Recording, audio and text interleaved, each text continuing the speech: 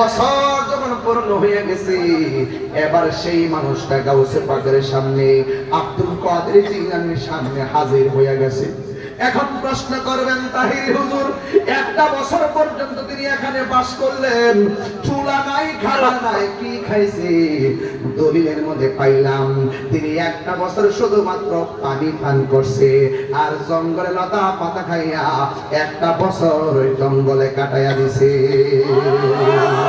এক বছর পরে লোকটার ঝলক দিয়া পলক হয়ে গেছে। আবার লোকটা এক বছর পরে আসছেন, আবার চলে গেছে, কিন্তু এই কথা বলে যাই নাই আব্দুল কাদের এখান থেকে চলে যাও। কিন্তু ওই লোকটা চলে যাওয়ার পর আবার দ্বিতীয় বছরে গণনা হয়ে গেল। 1 মাস 2 মাস 3 মাস করে 2টা মাস চলে গেছে, 2টা মাস চলে গেল, 2 বছর হয়ে গেছে। সেখান থেকে আব্দুল কাদের জিলানী নড়াচড়া করে নাই।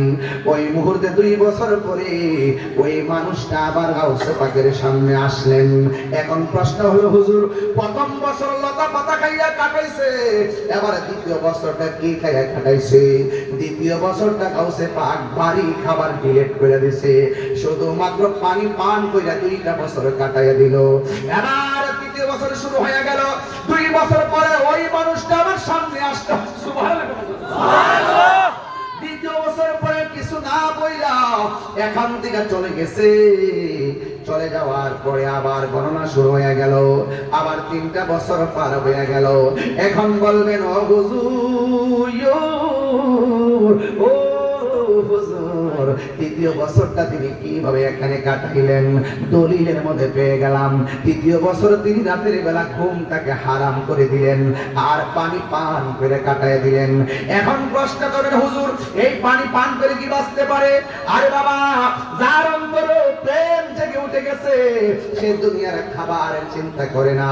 গাউসে পাক আব্দুল কাদের জিলানী ঘুম ডিলেট করে দিলেন। এর মানে হলো, আল্লাহর ওলি যদি হতে চান 3টা জিনিস আপনাকে খেয়াল রাখতে হবে। 1 নম্বর খাবার কম খাইতে হবে, 2 নম্বর ঘুম কম ঘুমাইতে হবে, 3 নম্বর কম কথা বলতে হবে। এই 3টা গুণ যার মধ্যে থাকবে, এই মানুষটা আর বান্দা থাকে না, এই মানুষটা আল্লাহর বন্ধু হয়ে যায়। এবার 3 বছর পার হয়ে গেল, তৃতীয় বছর পরে গাউসুল আজম আব্দুল কাদের জিলানীর সামনে ওই মানুষটা হাজির হয়ে গেল। ও আব্দুল কাদের, 3 বছর হয়ে গেছে, যাও যাও, নিবিড় অরণ্যে একাকী চলে যাও, আমি তোমার অর্ডার দিয়ে গেলাম।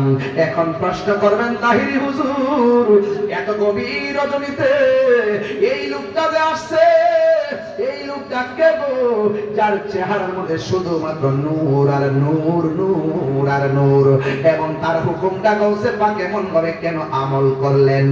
একটা মাত্র কারণে আমল করলেন।